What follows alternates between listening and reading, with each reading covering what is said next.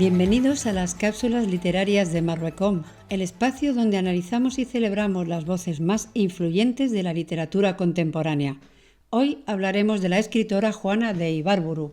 Juana Fernández Morales, más conocida como Juana de Ibarburu, Juana de América, sigue siendo una de las figuras más prominentes en la poesía hispanoamericana. Nacida en Melo, Uruguay, el 8 de marzo de 1892, su vida y obra están entrelazadas con la rica herencia cultural de su familia y las vivencias personales que marcaron profundamente su expresión poética.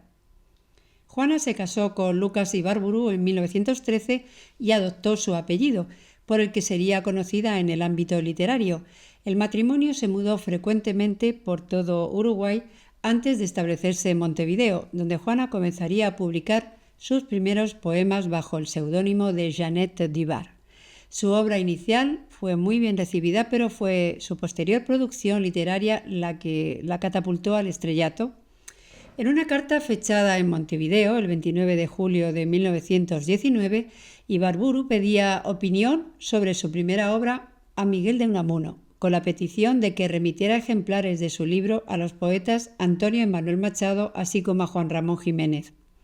Miguel de Unamuno le contestó expresándole su sorpresa y agrado por sus versos y destacaba su desnudez espiritual y la frescura en la versificación.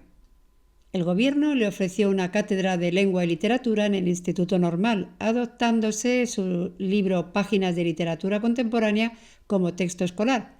Se había convertido en un mito nacional. En 1938, el ministro de Educación de Uruguay organizó un curso de verano llamado Curso Sudamericano de Vacaciones en la Universidad de Montevideo. Fue invitada junto a Gabriela Mistral y Alfonsina Storni para explicar su poesía y su proceso creativo.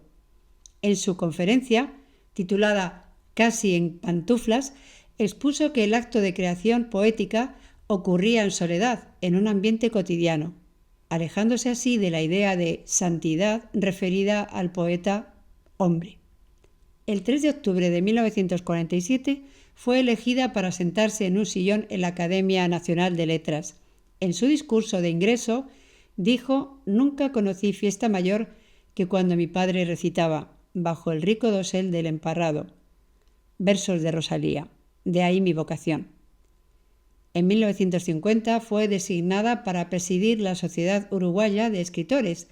5 años más tarde fue premiada en el Instituto de Cultura Hispánica de Madrid por toda su obra. En 1953 fue nombrada Mujer de las Américas por la Unión de Mujeres Americanas en Nueva York y en el 59 se le concedió el Gran Premio Nacional de Literatura, otorgado ese año por primera vez. Federico García Lorca y Juan Ramón Jiménez la visitaron en su casa en Montevideo. Sin embargo, su vida personal no fue feliz. Sufrió violencia doméstica y fue adicta a la morfina. En 1962, y con 5 invitaciones para dar conferencias en Madrid, Galicia, Israel y Colombia, escribió al periodista Hugo Petralla Aguirre: «Tú sabes que hasta la esquina de mi casa resulta lejana e inaccesible para mí. Ya sabes mi lucha y la atención tensa y constante por mi casa. He vivido siempre dulcemente prisionera de ella y con un continuo ofrecimiento de alas para levantar vuelo inútilmente. Mi destino será el mundo a través de los vidrios de mi ventana». En 1975, la dictadura cívico-militar de Uruguay le entrega la condecoración Protector de los Pueblos Libres General José Artigas por su labor literaria relevante. Según Diego Fischer, en su libro Al encuentro de las Tres Marías, Juana de Ibarburu aceptó la condecoración presionada por su hijo, Julio César Ibarburu, durante una época en la que su hijo le había cortado los vínculos sociales que mantenía, y consideró la condecoración como infame y causante de deshonra. Al morir fue velada en el mismo Salón de los Pasos Perdidos en que fue nombrada Juana de América. El gobierno del momento dispuso un día de duelo nacional y fue enterrada con honores de ministro de Estado, siendo la primera mujer en la historia de Uruguay a la que se le otorgó tal distinción. Los primeros libros de Juana, Las lenguas de diamante, de 1919, El cántaro fresco y Raíz salvaje, muestran su habilidad para entrelazar la naturaleza y los sentimientos humanos con un lenguaje claro y emotivo. Estos trabajos reflejan no solo su amor por la belleza y la naturaleza, sino también su habilidad para capturar la esencia de la experiencia humana. En 1929 fue honrada con el título de Juana de América en una ceremonia en el Palacio Legislativo de Uruguay, destacando su importancia como símbolo literario en toda América Latina. Su poesía, marcada por un modernismo accesible y por temas como el amor, la juventud y la belleza, se convirtió en un referente de la expresión femenina y de la sensibilidad artística. El tema central de su poesía es el amor, acompañado por la juventud y la belleza que se manifiesta en la propia naturaleza, aunque en su madurez le preocupa la noche, la vigilia, la soledad y la muerte, ya que representan la ausencia de amor y la naturaleza exuberante de una perdida juventud. Su motivo más frecuente es la naturaleza representada en los bosques, la selva, los ríos y el mundo animal, junto a los elementos tierra, viento y especialmente el agua. Los motivos que utiliza evolucionan a lo largo de su poesía, así la noche tiene una evolución en su significado, ya que pasa de tener connotaciones amorosas a representar la muerte en su etapa de madurez.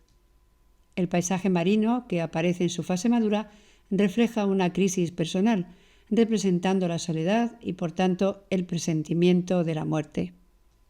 Sus 3 primeros libros pertenecen al modernismo, que se percibe en la abundancia de imágenes sensoriales y cromáticas y de alusiones bíblicas y míticas. En ellos tendía a la exaltación sentimental de la entrega amorosa, de la maternidad, de la belleza física y de la naturaleza. En su primer libro, dedicado a su compañero y esposo, se desveló entregándose totalmente en sus poemas hasta quedar en un estado de vulnerabilidad. Ello se interpretó en un lenguaje erótico, etiqueta que la perseguiría siempre. María Eugenia Faz Ferreira, a los pocos días de recibir un ejemplar de su libro, le contestó diciendo: «Yo no leo indecencias». Por su parte, Gabriela Mistral lo calificó como un modelo de feminidad. Para Ibarburu, el reflejo del alma de una muchacha sensible y apasionada es lo que refleja ese libro. Raíz salvaje, de 1922, es un libro sorprendente por lo arraigado en la vida cotidiana. En él aparecen elementos como un plumero, un tranvía y el agua corriente, que Ibarburu consiguió trascender e integrarlos en un contexto poético. La Rosa de los Vientos, de 1930, se adentró en el vanguardismo, jugando con imágenes surrealistas. Entre ese año de 1930 y el año de 1950 publicó 3 libros de prosa: Loores de Nuestra Señora, Estampas de la Biblia y Chico Carlo. Al mismo tiempo, un texto de teatro para niños, Los sueños de Natacha. Luego vuelve en 1950 con la aparición de Perdida. Supone esta obra un giro importante en su poesía, quizá explicable por la muerte de su esposo y de su madre.